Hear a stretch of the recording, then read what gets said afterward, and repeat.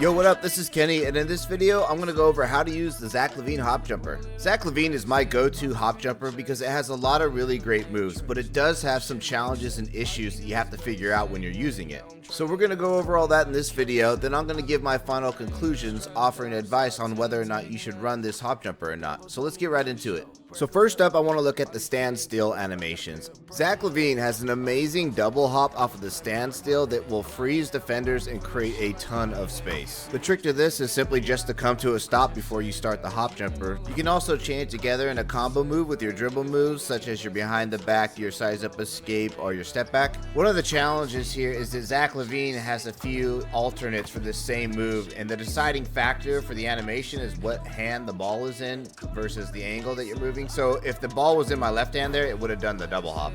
This short, faster snatchback move is still a really good move, still a really good shot, obviously very makeable. It's just a small nuance that you have to get used to with the Zach Lavine hop jumper, and it's just another animation that you have to learn so you can green it when it happens. Zach Lavine also has this really cool spin hop jumper that happens anytime your body's starting to turn and then you start the hop jumper. So see how my shoulders were turning left there and then I did the hop jumper? That's why it did the spin. It was a behind the back animation that did that.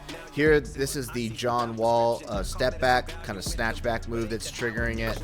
These different variations make it very easy to trigger the wrong animation by mistake. But they're all good animations, they're all good shots as long as you're open. So what I do is I make sure I learn and practice them all. So if I make a mistake and get the short snatchback instead of the double hop, I know that animation, I recognize it right away early in the animation, and I prepare myself to shoot that faster tempo shot. Alright, now let's talk about the animations you're going to get when you're sprinting in the non-dominant direction, which for me is my left because I'm right-handed. This big hop backwards is a very good move that creates a lot of space and is a very smooth release. Okay, so here again, Zach Lavine has two versions for this same exact move. So we're looking now at the lesser version where it's short, choppy.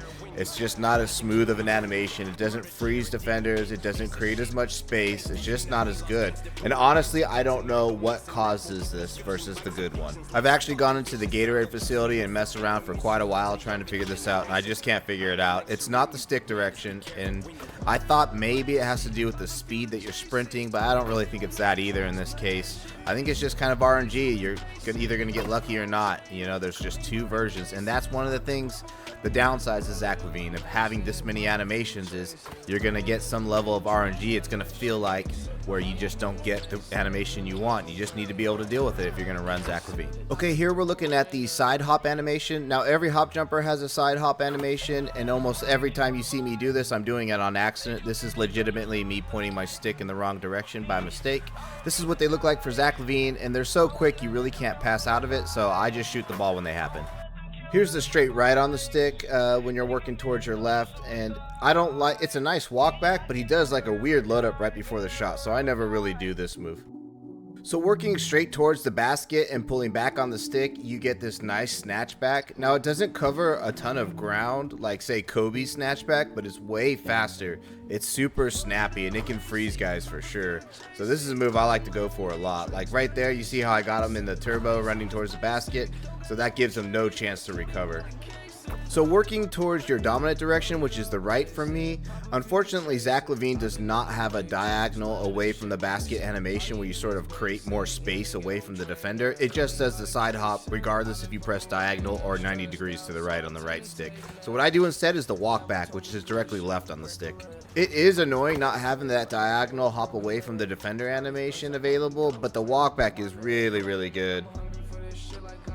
For demonstration purposes, I'm going to show Kobe's three animations. So there's the diagonal away from the defender, there's the side hop, and then instead of the walk back, Kobe has his snatchback. So just to be clear, Zach Lavine does not have a move that does this hop away from the defender when you're working towards your dominant direction. So in conclusion, yes, Zach Lavine is a great hop jumper. It's the hop jumper that I prefer to use for the 6'5" to 6'9" builds, and that's because the moves that are good within it are really snappy, really fast, create really good space, and they freeze defenders, get ankles, all that that good shit. The only issue is, as I said, is there's just a lot of animations. There's a lot of weird little nuance to it that you have to learn so you can green all those shots. And in order to do that, in my opinion, you just need to get a lot of reps. So this is kind of a decision of how often do you use your hop jumper. If you're someone that doesn't use it enough, you're not going to get the reps, and it's going to be hard to learn this hop jumper just because it has so much nuance. An easier example would be Kobe Bryant just has less animations. You're going to feel more consistent with the animations you're trying to trigger. So for me, I take a lot of hop jumpers and I therefore get a lot of reps. So this is very manageable for me to learn. So for example, Steph Curry was probably the hardest hop jumper I've ever had to learn,